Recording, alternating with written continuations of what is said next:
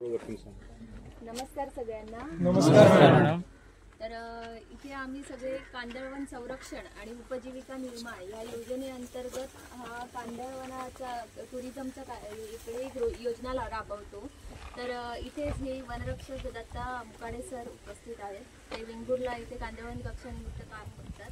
तसेच हे स्वामिनी बचत गटाचे सदस्य आहेत. या स्वामिनी गटाच्या अध्यक्ष ज्या की इथे कांदळवन सफारी ही योजना राबवतात आणि हे कांदळवनातले सगळे उपस्थित सदस्य आणि मेंबर आहेत. तर इथे कांदळवन संरक्षण आणि उपजीविका निर्माण योजनेअंतर्गत वेगवेगळे प्रकल्प राबविले जातात. जसे की पिंजरा पालन, त्यानंतर शोभिवंत मत्स्य पालन, कालवे पालन अशा, आणि त्यासोबतच हे कांदळवन निसर्ग पर्यटन जे की आपण आज बघू. तर ह्या वेगवेगळ्या योजनांमधून आपण एक कांदळवन संरक्षणाचा आणि त्यासोबतच कांदळवनावर अवलंबून असलेल्या तिकडच्या लोकांना एक रोजगाराचं साधन उपलब्ध करून देतो. अशा प्रकारे हे आपली वनविभागाकडून एक ही योजना आहे ती राबविली जाते. तर आपण आता इथे जो पण कांदळवनाच्या वेगवेगळ्या प्रजाती, जाती, त्यानंतर त्यामध्ये आढळणारे विविध पक्षी, प्राणी याच्याबद्दल माहिती बघू. तर यामध्ये तुम्हाला पूर्ण डिटेलमध्ये या स्वामिनी महिला बचत गटाच्या ज्या सदस्य आहेत ते तुम्हाला व्यवस्थित माहिती देतील. त्यामुळे आपलं थोडं लवकर आटपेल. तर तसं बघून घेऊ जा. थोडस बेसिक सांगते मी. नमस्कार. आणि सगळ्यांचं खूप स्वागत. सांगण्यासारखं म्हणजे आमचा जो स्वामिनी महिला बचत गट आहे त्यामध्ये आम्ही 9 महिला आणि 1 पुरुष असं 10 जणांचा ग्रुप आहे.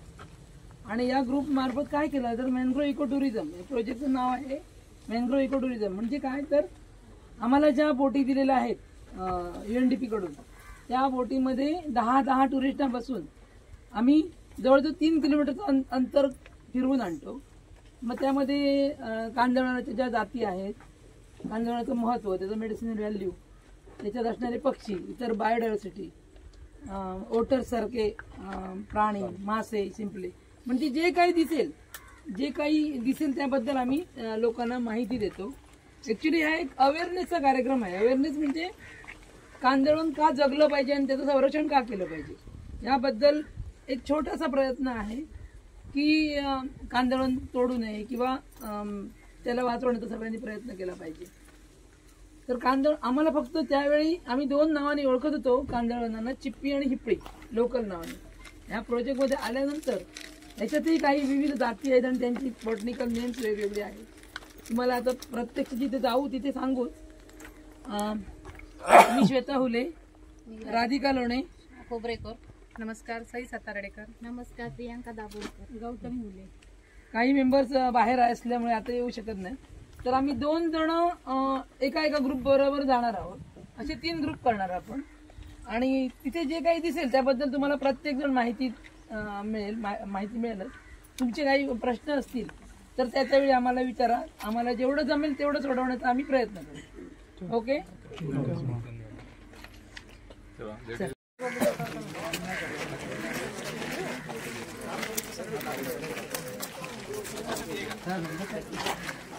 आपले 2 घोडे आहेत. माहिती का? UNDPने मला त्यावेळी फंडिंग दिलेलं आहे 5,98,000. मग त्यावेळी आम्ही 2 घोड्या, लाईफ जॅकेट्स आणि म्हणजे त्या बेसिक काय हवं ते आम्ही घेतलेलं. आणि हा गजीबो तो आता जरा नादुरुस्त झालेला आहे. तर कालच आम्ही त्याचं म्हणजे डिमांड केलेली आहे पुन्हा आम्हाला एक नवीन मिळावा म्हणून.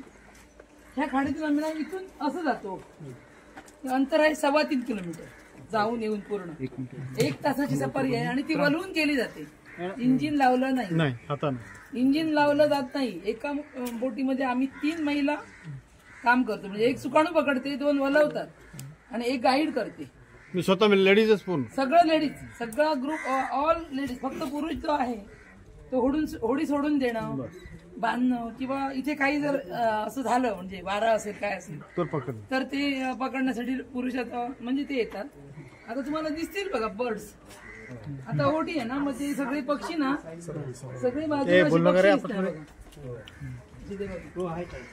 हा तो बघा तो इग्रेडचा नाही. आता ते इग्रेड आणि हेरॉलच दिसतील तुम्हाला. आणि इथे जी बायोडायव्हर्सिटी आहे म्हणजे कालवं असतील, कालवं माहिती आहे ना, ऑयस्टर्स, मसर्स म्हणजे शिंपल्या, क्रॅब, खेकडे, प्रॉन्स, हे सगळं इथे मिळतं. म्हणजे हे सगळं इथेच मिळतं खाडी. आणि ते जर आपण म्हणजे आपण जर जेव्हा कांदळाचं संरक्षण किंवा संवर्धन करतो ना त्यावेळी ह्या सगळ्याचा उपभोग आपल्याला घेता येतो. असं आहे. उलट होतं मला. ह्याची तुम्हाला दिसतात ना झाडं, तिथून तुम्हाला सेम दिसतात ना, सगळी सारखी दिसतात बघा. पण प्रत्येकाचं ना पान वेगवेगळं आहे. तिथे गेल्यानंतर आपल्याला वेगवेगळे आहेत. आता एव्हिसिनिया मरिना आणि एव्हिसिनिया ऑफिसनॅरिस अशी 2 झाडं आहेत ज्याला आम्ही तिवर म्हणतो, म्हणजे इंडियन मँग्रोव्ह ह्या प्रकारात येत असतील. तर त्यांची मुळं ही पेन्सिल रूट्स असतात, त्यांना म्हणजे टोकदार मुळं असतात. दिसतंय बघा त्या रूट्स छोटासा ती पेन्सिल रूट्स आहेत ना, ती ह्या झाडांची आहेत, तिवराची. आणि त्याला पिवळ्या कलरची फुलं येतात आणि हृदयाच्या आकाराची छोटी छोटी फळं येतात. आणि ह्याला पानगळ नाही, म्हणजे कधीही तुम्ही आलात ना तर ती झाडं एव्हरग्रीन दिसणार तुम्हाला, अशीच दिसणार, कधी पानगळ नाही. त्यामुळे सायक्लॉन सुनामी सारख्या जी आपत्त्या येतात आपल्याला, जी ज्या नैसर्गिक आपत्त्या आहेत त्यापासून आपलं संरक्षण केलं जातं. म्हणजे किनाऱ्यावर असणाऱ्या ही जेव्हा समुद्र मागे आहे बघा आमच्या, हे पश्चिम आहे आणि पश्चिमेकडून जेव्हा वारे वाहतात किंवा सुनामी सारख्या मोठ्या लाटा येतात त्यावेळी ही झाडं मानवी वसाहतीचं संरक्षण करतात. म्हणून ही जगली पाहिजेत. तसंच ग्लोबल वॉर्मिंग असेल, क्लायमेट चेंजिंग असेल. सध्या बघा आता हिवाळा सुरू होता होता मध्येच तुफान आलं, त्यामुळे आपलं क्लायमेट चेंज झालं. कारण आता ह्या दिवसात आमच्याकडे कुठे 3 दिवस झाले की थंडी पडत होती आणि पुन्हा उकाडा सुरू झाला. म्हणजे ह्यासाठी ही झाडं महत्वाची आहेत असं. आणि ही झाडं जेव्हा तोडू ना आपण तर त्याला सदोष मनुष्यवधाचा गुन्हा दाखल होतो. ही झाडं तोडल्यानंतर ज्याच्या नावे FIR दाखल होईल तर ते त्याला म्हणजे फार किंमत मोजावी लागते तिकडे.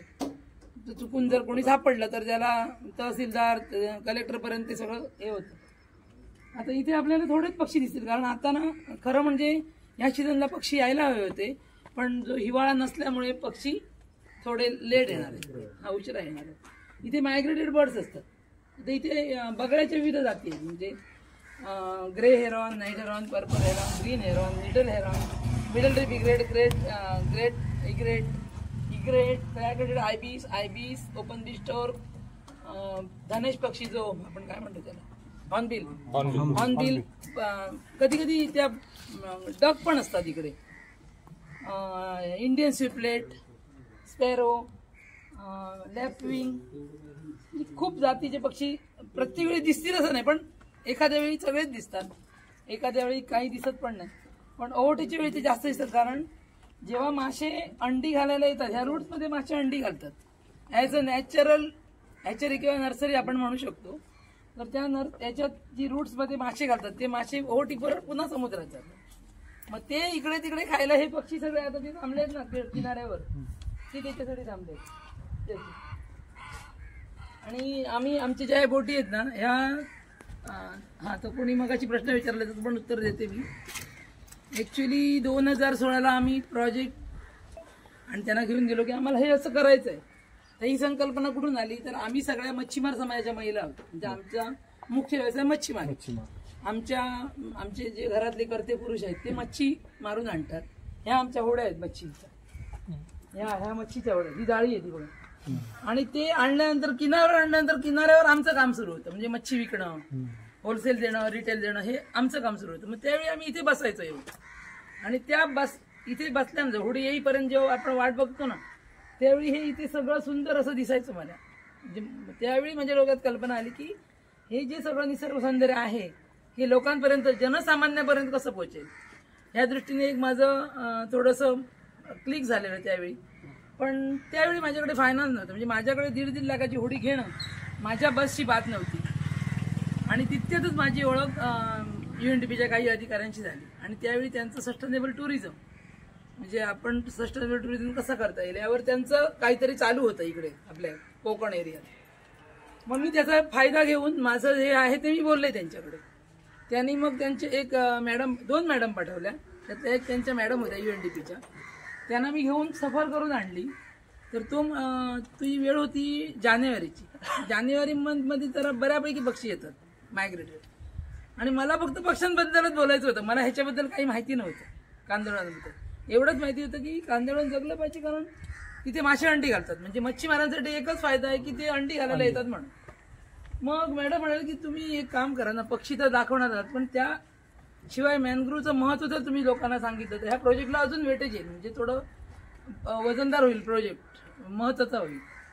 मी म्हटलं काय, मॅडम म्हणायला लागले की या प्रत्येकाला नाव आहे. आम्ही हिपळी यांची पी ह्या दोनच नावाने ओळखायचो. तेव्हा जेव्हा आतमध्ये घेऊन गेले मी, तेव्हा मॅडमनी काय म्हटलं की ह्याचं नाव आहे एक्झाकोरिया गलोचा, हे सोनरशी अल्बा, हे आहे एव्हिसिनिया मरिना, हे रायझोपरम क्रोनटा, म्हणजे अशी वेगवेगळ्या नावांची झाडं आहेत. आपल्याकडे 9 स्पीसीज आहेत आणि आपल्याकडे ह्या जाती आहेत त्या सगळ्या कांदळवनाच्या आहेत. प्रत्येकाचे रूट्स वेगळे आहेत, मेडिसिनल व्हॅल्यू वेगवेगळे आहे.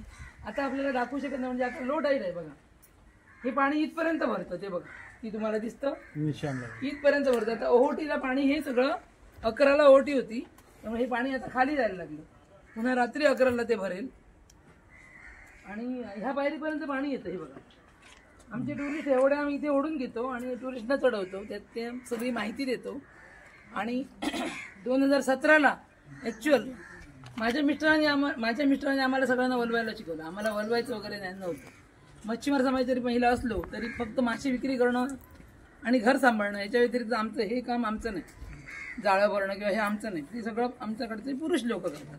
आमचं फक्त मासे आणलेले विक्री करणं आणि घरातलं मुलाबाळांचं सगळं बघणं हे होतं. पण आता आम्ही जरा वेगळं, आम्हाला थोडं आम्ही बदललं. म्हणजे आपला जर निसर्ग राखायचा असेल तर आपणच प्रयत्न केला पाहिजे. तुमचा परिसर बाजूचा म्हणजे दुसऱ्या गावातून येणारा ऑफिसर हे करणार नाही. ते 2-3 वर्ष राहतील, आपल्या गावाला निघून जातील, ते आपल्या चौकटीतलं काम करतील. पण तुमचा परिसर तुम्ही जिथे राहता तो परिसर जर तुम्हाला टिकवायचा असेल, म्हणजे शाश्वत ठेवायचं असेल, तर त्यासाठी तुम्हालाच प्रयत्न करावे लागतील. कारण आम्हाला असं वाटतं की आम्ही जे पाहिलं ते आमच्या पुढच्या पिढ्या 3-4 पिढ्या जे काय असतील त्यांनी पण त्याचा लाभ घेतला पाहिजे. आणि आत्ताच बोलते मी, दिल्लीला काहीतरी ऑक्सिजन बार सुरू झाले माहितीये का कोणाला? ऑक्सिजन बार 15 मिनिटं प्युअर ऑक्सिजनला 219 रुपये भरावे लागतात. आपल्याकडे नाही भरावे लागत. कारण काय सांगा, आपले मॅनग्रोव्ह आहेत. ह्या मॅनग्रोव्ह जर तुम्ही 10 मिनिटं राहिला तर त्या ऑक्सिजन प्युअर ऑक्सिजन पेक्षा त्याच्याही चांगला प्युअर ऑक्सिजन आपल्याला त्या मॅनग्रोव्ह मधून मिळतो.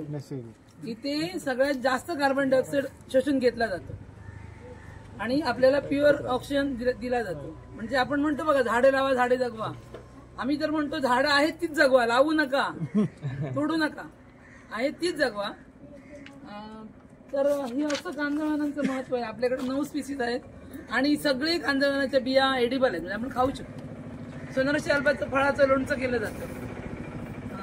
रायझोपरम क्रोनटा जे आहे त्याची ना स्टील रूट्स आहेत, म्हणजे अशी हवाई मुळं असतात. त्या हवाई मुळांच्या मुळाची जर साल काढली तर ती मच्छर निवारक म्हणून, आणि कोडाची साल डायबिटीसवर उपयोगी येते. म्हणजे आपण पूर्वी जेव्हा एलिओपॅथिक नव्हतं त्यावेळी वनौषधीचा वापर केला होता आणि आता पुन्हा आपण त्याकडे चाललोय. म्हणजे पुन्हा आपण वनौषधीकडे चाललोय, म्हणजे बराच आपला विश्वास आहे. तर आम्ही लोकांना सांगतो. पण आम्हाला त्या दिवशी कोणीतरी विचारलं की त्याची साल तुम्ही काढायला देता का? काय म्हटलं नाही देत. ते आमच्याकडे नाहीये. ते तुम्ही फॉरेस्ट डिपार्टमेंटची किंवा कोणाची चौकशी परमिशन घेऊन ते तुम्ही करू शकता. आणि सांगायचं म्हणजे आम्ही वेंगुर्ल्यापुरत्या म्हणजे वेंगुर्ला हे आमचं गाव आहे. आमची ओळख फक्त वेंगुर्ल्यापुरती होती. पण जेव्हा ह्या प्रोजेक्टमध्ये आलो तेव्हा ॲज अ मॉडेल प्रोजेक्ट म्हणून आमचा प्रोजेक्ट खूप यशस्वी झालेला आहे. आणि आमची ओळख म्हणजे भारतात आहेच, पण देश विदेशात पण झाली. पण देश विदेशातले लोक आम्हाला फक्त हा प्रोजेक्ट बघण्यासाठी भेटायला येतात.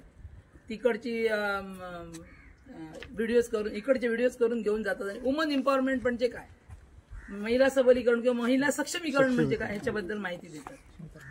आणि सांगण्यासारखं म्हणजे यातून आम्हाला मोठं उत्पन्न मिळत नाही. म्हणजे असं तुम्ही म्हणाल की खूप लाखांनी उत्पन्न नाही मिळते, पण एकमेव एक ध्यास घेतलेला आहे की आमचं हे सगळं लोकांपर्यंत पोहोचवायचं. आणि आता तुमच्यात एक 40 जणांतून 10 जणांनी जरी लक्षात ठेवलं की तो स्वामिनी बचत गटाचा असं प्रोजेक्ट आहे, एवढं जरी क्लिक झालं ना तरी आम्हाला खूप बरं वाटतं. प्रसार होतो. हा, प्रसार म्हणजे जन काय म्हणजे जागृती म्हणतात तसा. आता आम्ही एका टुरिस्टला फक्त 200 रुपये घेतो. एका टुरिस्टला 200 रुपये 1 तास फिरून आणतो. आणि पूर्ण सगळी मॅन्युअल पॉवर, म्हणजे आम्ही स्वतःच बोलवणं, स्वतःच हे करणं. तर बरेचसे निसर्गप्रेमी लोक इथे येतात आणि धांगडधिंगा करणारे आम्हाला नकोच. आम्ही आधीच सांगतो आमच्या काही स्ट्रिक्ट वॉर्निंग आहेत. एक उठता क्रमाने सेल्फी काढताना तुम्हाला सेल्फी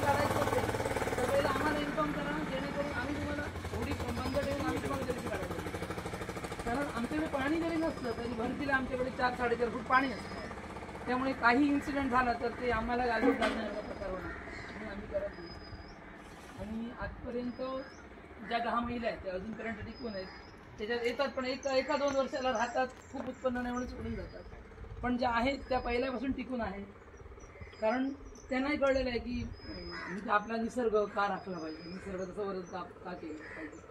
त्यामुळे तसं मी तुम्हाला पण शुभेच्छा देईन ज्या कामासाठी किंवा ज्या तुमची स्वप्न असतील, तुमच्या इच्छा असतील, त्यासाठी तुम्ही हे ट्रेनिंग घेतलात तर त्यात तुम्हाला खूप यश मिळेल. आणि सगळ्यांना आवड हवी. एखादा विषय आवडीने केला तर ते खूप. आमच्याकडे मी एक नाव घेईन कोकरे सरांचं, रामदास कोकरे सर होते मुख्याधिकारी. आता ते मला वाटतं ह्याला आहे, पनवेलला आहे, करमाळा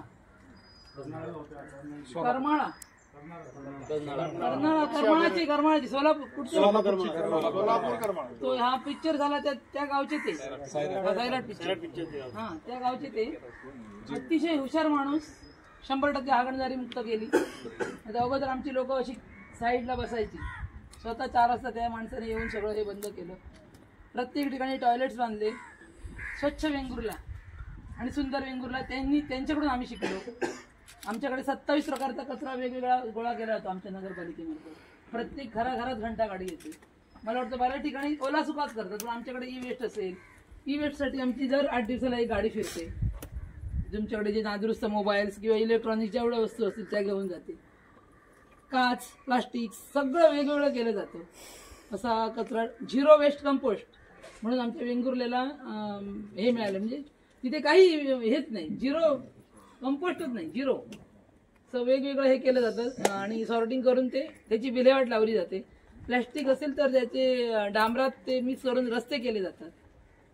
तर असं हे सगळं एक घालून दिलेलं आहे पायंडा आम्हाला कोकरे सरांनी. त्यानंतर साबळे सर असतील, आताचे कंकाळ साहेब आहेत, सोंडगे, म्हणजे असे आले. त्यानंतर वेंगुर्ल्याला सतत पुरस्कार मिळालेले, त्यामुळे तुम्हाला वेंगुर्ला थोडंसं स्वच्छ दिसेल त्यातल्या त्यात. म्हणजे कमीत कमी प्लॅस्टिकचा वापर केला जातो इकडे. पण आपण टुरिस्ट ना किंवा काही लोक अशा मानसिकतेचे असतात की माझा कचरा येतो जरा त्या ब्रिजच्या खाली टाकला पाण्यात की ते गंगेला मिळालं, तशी लोक आहेत. त्यामुळे तुम्हाला प्लॅस्टिक वगैरे इथे दिसू शकतं. ते बघा, दर महिन्याच्या 15 तारीखला आमचा बचत गट मॅनग्रोव्ह क्लिनिंग करतो. म्हणजे आम्ही ह्या 2 होड्या घेऊन जातो, ड्रम्स घेऊन जातो आणि सगळा जेवढा प्लास्टिक कचरा असेल, का तर कांदळवनांच्या मुळांवर जर प्लास्टिक अडकलं तर कांदळवनांची मुळं ही ब्रिदिंग रूट्स असतात, निमॅटोफोर्स म्हणतात त्याला. तर त्या मुळांवर जर प्लास्टिक पडलं तर ती मुळं श्वास घेणार नाहीत, ती मरणार. मग त्यासाठी आम्हाला दर महिन्याच्या 15 तारीखला, कधी आम्हाला महिन्याला 2दाही करावं लागतं, कधी एकदा करावं लागतं, तर ते आम्ही करतो. काही प्रश्न असतील? वृक्षांची तोड म्हणजे सरासरी कोणत्या कारणासाठी होते? ऍक्च्युली तोड आमच्याकडे होतच नाही. पण काही लोक ना त्यांना आता काय झालं, 2017 नंतर खूप वाढलेलं आहे कांदळवन. आपल्याकडे एरिया वाढलेला आहे कारण काही रेस्ट्रिक्शन आले. काही लोक ना आता इथून तिथे जायचं असेल तर त्या फांद्या तोडतात, वृक्ष पूर्ण तोडत नाही, जरा फांद्या तोडतात. पूर्ण हे काय फॉरेस्ट नाही, हा ते सगळं प्रायव्हेट आहे. प्रायव्हेट आहे, लोकांची जमिनी आहेत त्याच्या, जमिनी असल्यामुळे कोणी रेस्ट हाऊस करण्यासाठी किंवा हा. आणि बऱ्यापैकी तोडत नाहीत, पण एखादी दुसरी फांदी तोडतात. पण आता तर आमच्याकडे त्यांना कळलंय की हा संवर्धन करतात, आमच्याकडे काही तोड होत नाही, तोड होत नाही. पाणी पूर्ण खारं आहे का मॅडम? हे खारं आहे, समुद्र आहे ना मागे, मागे समुद्राकडून हे सगळं पाणी येतं. थोडं पावसात थोडस गोडसर असतं. खारं आहे, खारं पाणी आणून देऊ का पातळे भाऊ? ये रे. पुढे चाललं ती पांढरी टोकदार दिसते ती कालवू, कोंबड्याचे हे टाकून किंवा कांच्या मग ते असं ते उघडतात आणि कोयत्याने वगैरे आणि ते हे मांस असायचं. तिकडे मारायचं. एव्हिसिनिया मरीना, एव्हिसिनिया ऑफिसियालिस, सोनरची अल्बा, एक्झाकोरिया गरुड. तेच मासे मग समुद्रामध्ये जातात. मी सांगते तुम्हाला जरा एक फोन तुम्ही चालू आहे. खेकडे येते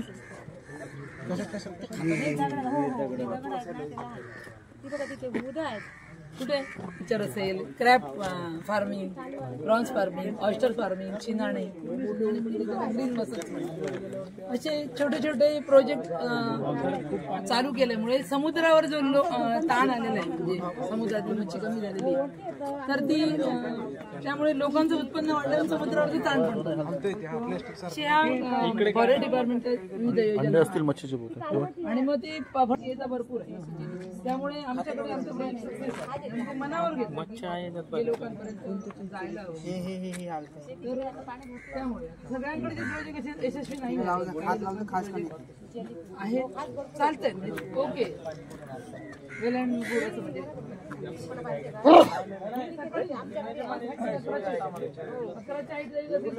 आधी 2 तास 9 ते 11 प्रति 2 मग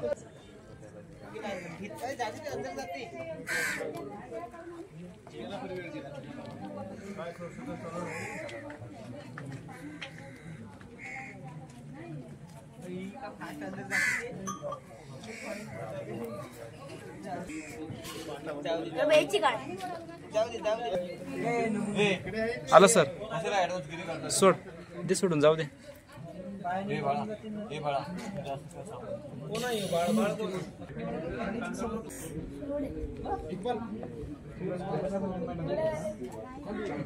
तुम्ही आता बघितलं आणि सगळं नैसर्गिक आहे. म्हणजे आम्ही इथे जो टुरिझमचा प्रोजेक्ट केला इथे कुठेही तुम्हाला काय आम्ही बांधलेलं दिसतंय का? बघा, आहे त्याचा वापर केलाय आम्ही. म्हणजे जे निसर्गाने दिलेलं आहे त्याचाच वापर केला आम्ही. एक फांदी पण हलवलेली नाही इकडची तिकडे. फक्त आम्ही काही स्पीसीज लावलेले आहेत. आमच्याकडे 9 आहेत, तर आता आम्ही अजून 3-4 प्रकारच्या वेगवेगळ्या स्पीसीज लावल्या. ती छोटी छोटी झाडं आहेत. 2 वर्ष झाली. झायलोकार्पस म्हणून एक आहे, ब्रुगवेरा सिलेंड्रिका म्हणून एक आहे. अशा 2 जाती. आता ते दुसरं मला आहे फुनगी म्हणून आहे ती मराठी, आणि एक असं 4 जातीचे झाडं आम्ही. एक कॉलेजचे सर आले, SPK कॉलेजचे सावंतवाडीचे, त्यांनी आणि आम्ही मिळून तो एका दिवसाचा प्रोजेक्ट आम्ही केला. 80 झाडं लावलेली. हा, म्हणजे ह्या वातावरणात इथे काही मेली असते. झायलोकार्पस इथे जगत नाही, काहीतरी प्रॉब्लेम. एक तर खूप उष्णता पण असेल किंवा काय असेल मला माहित नाही, पण ती बाकीची झाडं झाली. आम्ही तर आता ह्यावेळी अजून आम्ही ना त्या आतमध्ये गेलो नाहीत. कचरा काढायला जेव्हा आतमध्ये जातो, ह्या वर्षी मी बघितलेलं नाही. आता फक्त बाहेरचाच कचरा काढतोय, अजून आतमध्ये गेलो नाही. म्हणजे हा दिसतो तोच काढतोय. मॅडम हे रूट्स आहे का? हा, रूट्स आहे ते, पेन्सिल जमिनीत असतात. पेन्सिल जेवढं जमिनीच्या वर आहे तेवढी ती जमिनीच्या खाली आहे. Breathing roots. हो, श्वास घ्यायला त्यांना ती वर असतात, श्वास घेण्यासाठी.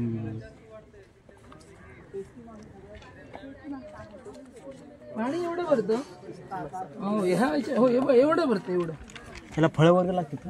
हो, सोनरच्या अल्बाला ग्रीन ऍपल किंवा स्वीट सेंटर ऍपल म्हणून अशी ऍपल सारखी फळं येतात, ती खातात. कापूस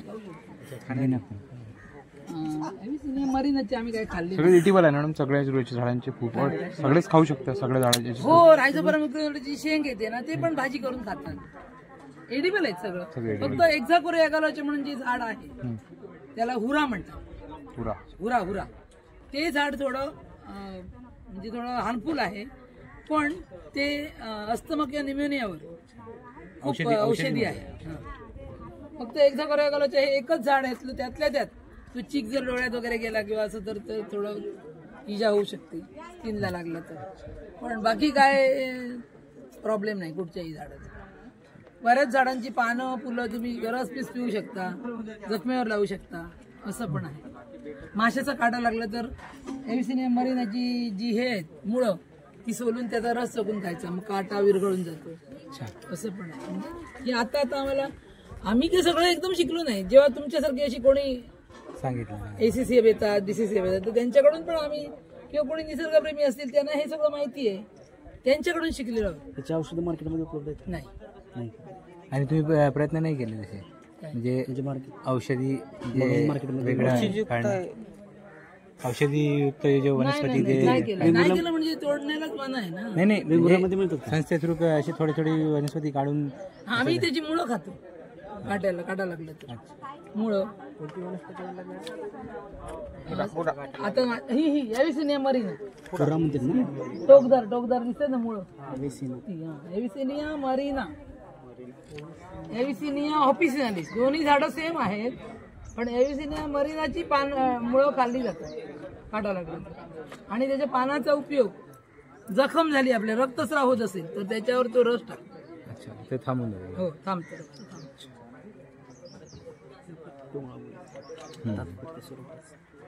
तुम्ही आता सगळे पास आउट होऊन आलेले आहात का? आता जॉबला तयार होणार ट्रेनिंग सुरू आहे. म्हणजे तुम्ही आता सगळे ऑफिसर होणार तर आहेत सगळे ऑलरेडी जॉब ट्रेनिंग सुरू आहे. म्हणजे 6 महिने